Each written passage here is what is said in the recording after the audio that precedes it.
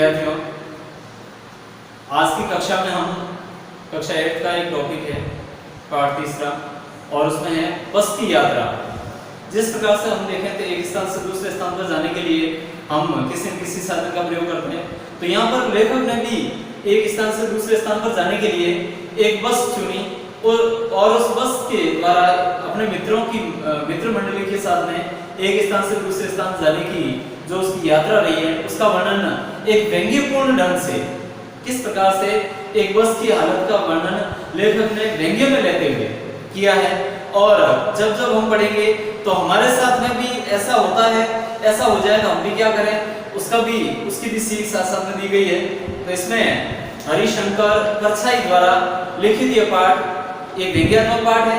हालांकि हरिशंकर परछाई एक व्यंग्यात्मक कवि माने जाते हैं, तो उन्होंने जो भी अपनी रचनाएं की है एक व्यंग्य के माध्यम से समझाया। उन्होंने उन्होंने क्या कहा, हम 5 मित्रों ने तय किया कि शाम 4 बजे की बस से चलें। 5 मित्रों ने मिलकर तय किया कि हम शाम को 4 बजे की बस से चलेंगे। पन्ना से इस कंपनी की बस सतना के लिए 1 घंटे पर बाद मिलती है, जो जबलपुर की ट्रेन मिला देती है। इनको जबलपुर जाना था, इसलिए पन्ना से सतना के लिए 1 घंटे बाद में जो बस थी उस बस के द्वारा ये जबलपुर जाना चाहते थे, वहां से सतना जाना चाहते थे और सतना से ट्रेन मिल जाएगी यानी रेलगाड़ी मिल जाएगी। सुबह घर पहुंच जाएंगे। हम में से दो को सुबह काम पर हाजिर होना था, इसलिए वापसी का यही रास्ता अपनाना जरूरी था। अब लेखक कह रहा है कि यहाँ पर हम में से जो 5 मित्र थे उनमें से 2 मित्रों को सुबह काम पर जाना था, इस कारण से यही रास्ता अपनाना जरूरी था। दूसरे रास्ते का सफर लंबा हो जाता है, जो कि सुबह तक वो काम पर नहीं पहुंच पाते। इस कारण से लोगों ने सलाह दी कि समझदार आदमी शाम की बस से सफर नहीं करते। सफर यानी यात्रा, सफर करने से मतलब तात्पर्य होता है, शब्द का अर्थ है यात्रा करना। तो यात्रा समझदार व्यक्ति होता है वो इस रात वाली बस से यानी शाम वाली बस से यात्रा नहीं करता। ये वहां पर इनकी जो संबंधी थे उन्होंने इनको सलाह दी, लेकिन फिर भी इनको तो सुबह काम पर जाना था, इसलिए उसको टाल दिया, इसलिए उस बात को टाला। तो वापस इनसे उन्होंने उन लोगों से सवाल भी किया, क्या रास्ते में डाकू मिलते हैं, शाम वाली बस से? तो उन्होंने कहा नहीं। तो बस ही खुद डाकी ने, बस डाकी ने मतलब ये डाकू तो नहीं मिलते, दूसरे तो कोई नहीं लूटते, लेकिन ये बस खुद खा जाती है। बस को देखा तो श्रद्धा उमड़ पड़ी, बस को जब देखा तो श्रद्धा उमड़ पड़ी, यानी उसके प्रति हमारे मन में करुणा का भाव आ गया, दया का भाव आया। खूब वयोवृद्ध थी, वयोवृद्ध यहाँ बस का वयोवृद्ध का मतलब है पुरानी, बस खूब पुरानी थी, वयोवृद्ध थी, सदियों के अनुभव के निशान लिए हुए थी। सदियों यानी कई 100 वर्षों का, जैसे ऐसा लग रहा था कि कई 100 वर्ष पुरानी बस है, उसके निशान उसके ऊपर लगे हुए थे, ऐसा लग रहा था। लोग इसलिए इससे सफर नहीं करना चाहते कि वृद्धावस्था में इससे कष्ट होगा। तो इनको जिन्होंने भी सलाह दी, इन्होंने इस प्रकार से डाल दिया, व्यंग्य में डाल दिया कि लोग इसमें इसलिए सफर नहीं करते होंगे क्योंकि ये बूढ़ी है, पुरानी है और इसको दर्द होता होगा, इसलिए इसके अंदर नहीं बैठते हैं। यह बस पूजा की योग्य थी, यानी पूजने योग्य थी, इसको एक जगह खड़ा करके पूजा की जाए तो ही ठीक है। उस पर सवार कैसे हुआ जा सकता है, उसके ऊपर सवार तो कैसे हुआ जा सकता है?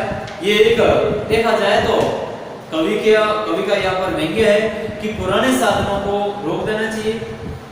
क्या पुराने साधनों को रोक देना चाहिए? नहीं, उनको खड़ा तो नहीं कर सकते, लेकिन यदि वो बिल्कुल ही चलने की स्थिति में नहीं होता तो अपने आप खड़ा हो जाएगा। बस कंपनी के हिस्सेदार भी उसी बस से जा रहे थे। बस कंपनी के जो हिस्सेदार थे यानी बस के जो मालिक थे, उनमें से एक मालिक उनके साथ में था, वह बस में उसी बस में जा रहा था। हमने उनसे पूछा यह बस चलती भी है?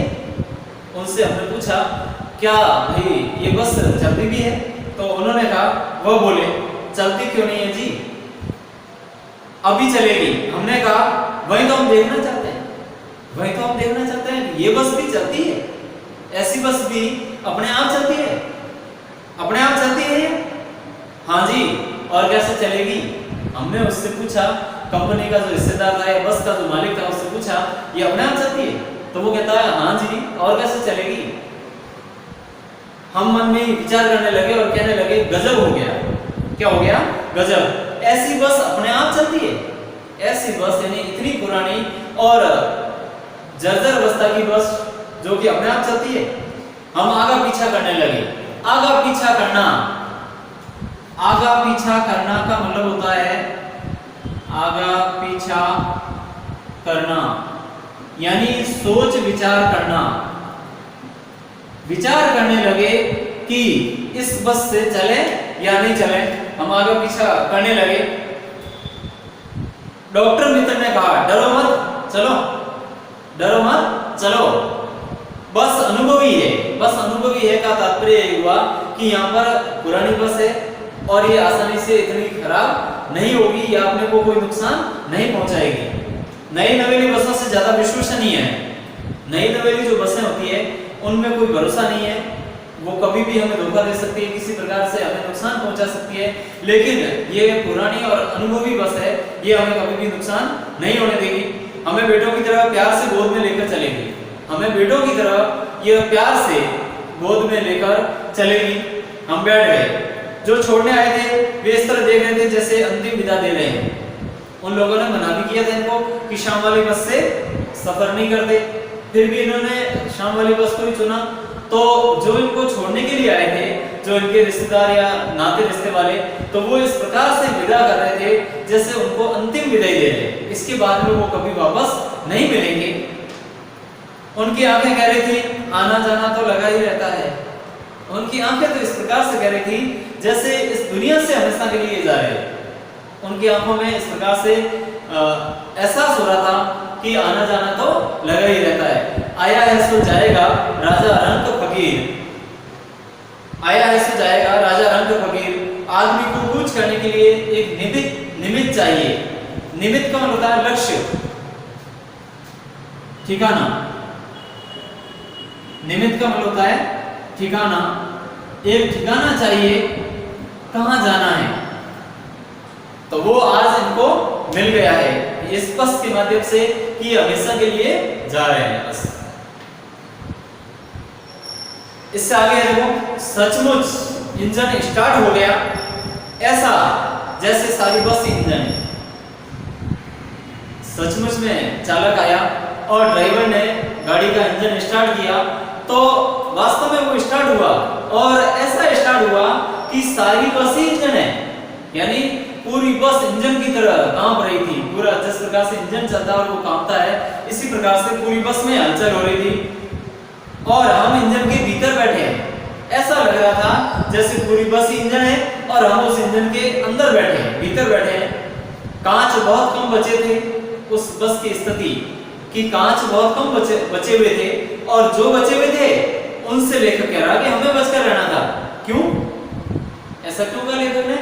क्योंकि वो जर्जर अवस्था में थी, कभी भी वो कांच टूटकर उनके ऊपर गिर सकता है, उनको नुकसान पहुंचा सकता है। इस कारण से लेखक ने कहा उसके कांच बचे हुए नहीं थे, बहुत कम बचे हुए थे और बचे हुए थे उनसे हमें बचकर रहना था। हम फौरन खिड़की से दूर सरक गए। हम फौरन जो बस की खिड़की होती है खिड़की से दूर चले गए। क्यों? क्योंकि खिड़की के जो कांच लगे हुए थे ऊपर गिर सकते हैं। इंजन चल रहा था, हमें लग रहा था कि हमारी सीट के नीचे इंजन है और इंजन जब चल रहा था तो हमें इस प्रकार से एहसास हो रहा था जैसे कोई इंजन हमारी सीट के नीचे ही लगाया हुआ है। तो इस प्रकार से ये पहला भाग अपन यहीं पूरा करते हैं बस की यात्रा का। अगला भाग हम अगले वीडियो में पढ़ेंगे। तब तक के लिए धन्यवाद।